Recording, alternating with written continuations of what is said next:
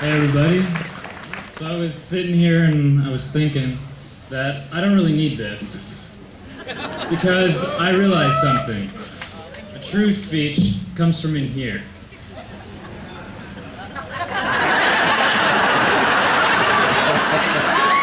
we go.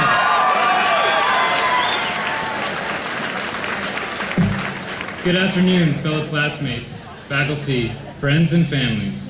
Welcome to the graduation of the class of 2012. I would like to start by thanking, on behalf of all of us graduates, all the parents, family, teachers, coaches, and friends that have supported us not only our successes, but our not so glorious moments as well. Your impact has allowed us to develop into the people we are today. Well, class of 2012, it doesn't seem like that long ago we were boarding the metaphorical airplane flight that has been our education. 12 years ago, our mini selves, bursting with nervous anticipation, boarded a plane that has gradually soared higher and higher.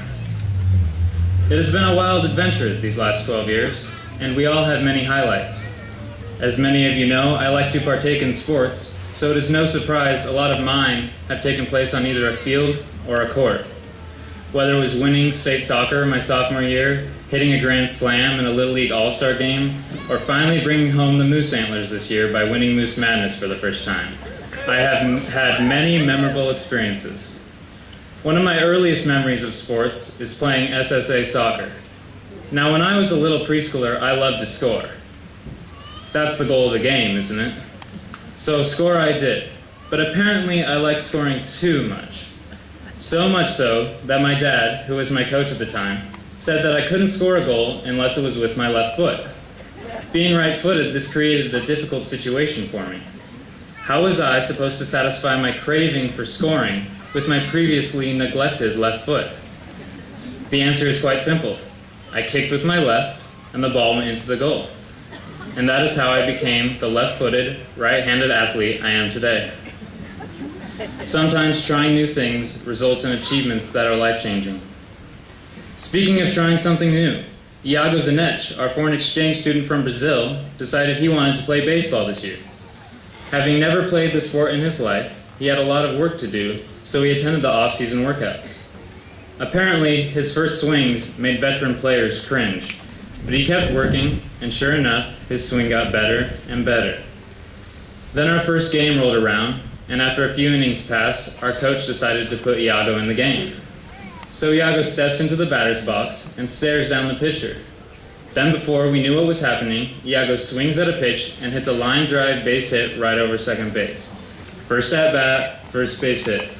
I think that our dugout was the loudest all season the moment Iago hit that ball.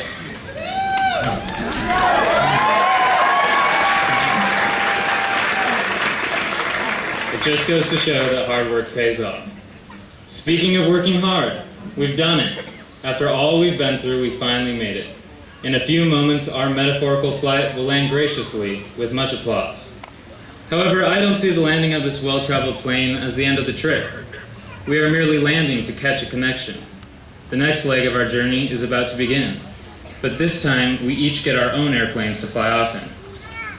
Before we climb into the cockpit of our new planes, there's a piece of wisdom that I hope I can impart to you. That perception is a vital part to living a fulfilling life. As we head our separate ways, we are sure to enjoy the periods of smooth flying. However, life does not exactly give us endless clear skies. Sometimes storms can and will sneak up on you. The turbulence and darkness that ensues can be crippling. However, the words that need emphasizing are can be crippling. It may seem as if you have no control of the situation, but you can certainly choose through which lens to view the event, which gives you more power than you might think. There was a wise man by the name of Albus Dumbledore that once said, "Happiness can be found in the darkest of times, if one only remembers to turn on the light." You have the power to choose to turn on a brighter attitude toward any situation. Once you do that, you have control.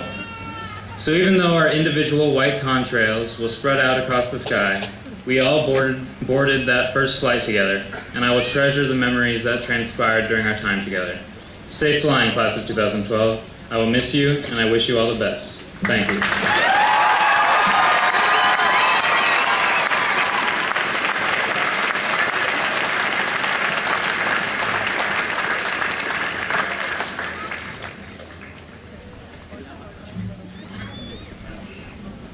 Thank you, Ryan. Now we'll have special music by our senior choir members. They're going to come down here and sing